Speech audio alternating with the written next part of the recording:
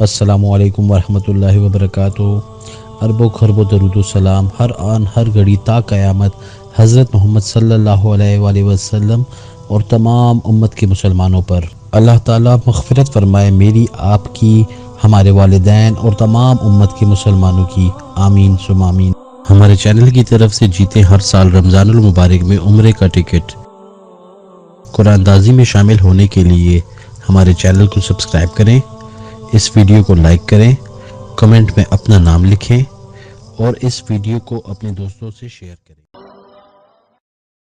ایک بہت بڑے بزرگ ہیں، ان کی بیوی بڑی بدتمیز، ان کا ایک مرید ان کو ملنے آیا، وہ گئے ہوئے تھے جنگل، اس نے دروازے پر دستک دی کہ میرے پیر ہیں۔ وہ کہنے کہ تیرے پیر دی بھی ایسی تیسی تے نال تیری بھی ایسی تیسی، نال چنگیاں سلواتاں پڑھ سنائی۔ اسے کہلے بھی اے کی بنی، تو اندر ہی کام بگڑیا پیا۔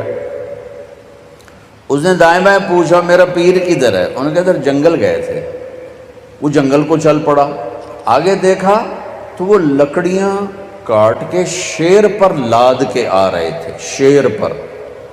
تو وہ حیران ہو کر کہنے لگا پیر سائیں اے بیگم تک قابو آئی نہیں تھی، شیر کے میں قابو آ گیا۔ وہ کہنے لگے میرا پتر او دیاں سہ سہ کے اللہ نے شیر میرے قابو کر دیتے، او دیاں سہ سہ کے رب ہے شیر میرے قابو کر دیتے۔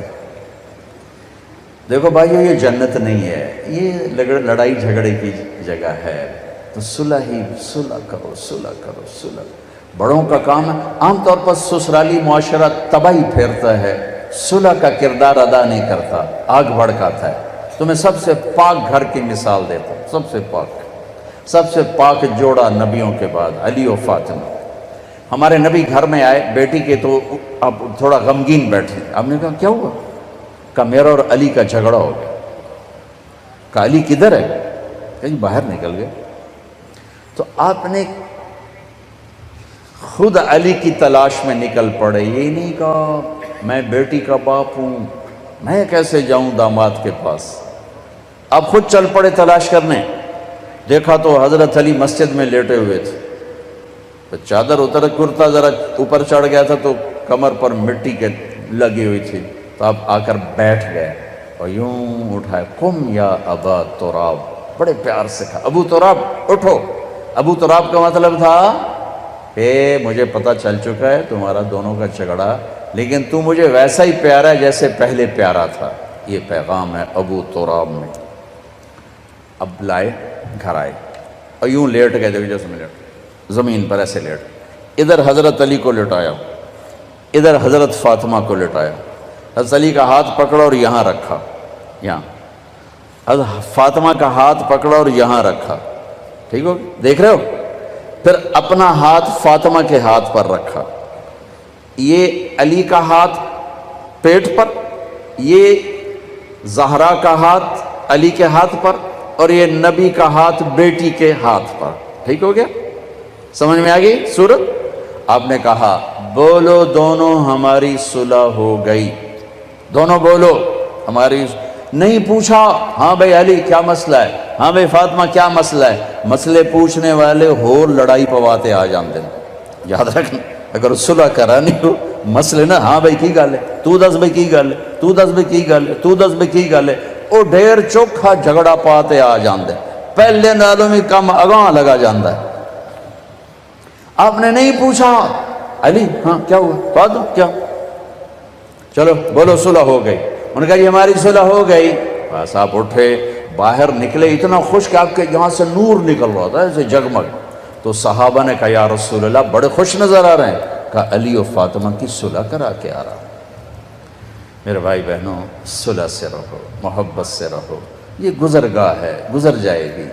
یہاں آئیڈیل لائف تلاش کرو گے نہیں ملے گی، گزارا ہی کرنا ہے، گزارا ہی کرنا ہے۔ ہاں اگر زندگی کو خوبصورت بنانا چاہتے ہو، اپنے اخلاق اچھے کریں، ہم اپنے اخلاق اچھے کریں، زبان کا بول میٹھا کریں، صحیح سنو، صحیح بولو، غلط نہ سنو، غلط نہ بولو۔ دیکھو انسان سب سے زیادہ اپنے آپ سے پیار کرتا ہے، سب سے زیادہ اپنے آپ سے پیار۔ اپنی وجہ سے ہر ایک سے لڑتا ہے، بیوی سے، بچوں سے، ماں سے، باپ سے، بھائی سے۔ تو تم چاہو گے کہ اپنے آپ کو گندا کرو۔ اگر آپ کسی سے نفرت کرو گے تو وہ گندے جذبات آپ کے اندر جائیں گے، آپ کے اندر گندگی بھر جائے گی۔ اپنے آپ کو گندا کرنا چاہو گے؟ کسی کی غیبت سنو گے تمہارے اندر گندگی بھر جائے گی، اپنے آپ کو گندا کرنا چاہتے ہو؟ کسی کی برائی سنو گے تمہارے اندر زہر بھرے گا، اپنے آپ کو زہریلا بنانا چاہتے ہو؟ ایک نئی ریسرچ آئی ہے، جو لوگ نیگیٹو سوچتے ہیں، نیگیٹو بولتے ہیں، انہیں جم جانے کا کوئی فائدہ نہیں، چونکہ کھوپڑا خراب ہوئے ہویا ہے۔ اوپر سے میسج سارے نیگیٹو جا رہے ہیں، جتنے مرضی ڈانڈ بیٹھ کر کٹی جاوے، اے دے پلے کا نہیں پڑنا۔ اور جو لوگ پازیٹیو سوچتے ہیں انہیں جم جانے کی ضرورت نہیں ہے، اوپر سے میسیجنگ اتنی خوبصورت آ رہی ہے کہ ساری باڈی ریلیکس ہو جاتی۔ میرے نبی نہ کسی کی غیبت سنتے تھے نہ کرتے تھے، نہ غیبت کرو نہ غیبت سنو، نہ غیبت کرو نہ غیبت سنو، نہ برائی دیکھو نہ برائی سنو۔ انسان کے اندر نیگیٹو پازیٹیو نہیں ختم ہو سکتا، نہیں، ٹھیک ہے؟ اب نیگیٹو کدھر چل رہا ہے؟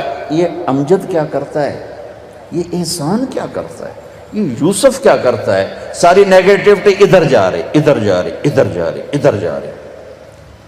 اب تم کیا کرو گے؟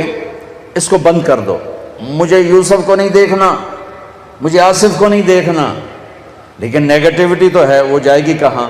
اب تمہارے اوپر اللہ کا احسان ہوگا، پھر اللہ تمہیں اپنے نیگیٹو دکھانا شروع کر دے گا۔ تمہاری جو نیگیٹو طاقت ہے نا، وہ تمہارے اپنے عیب دیکھنا شروع کر دے گی۔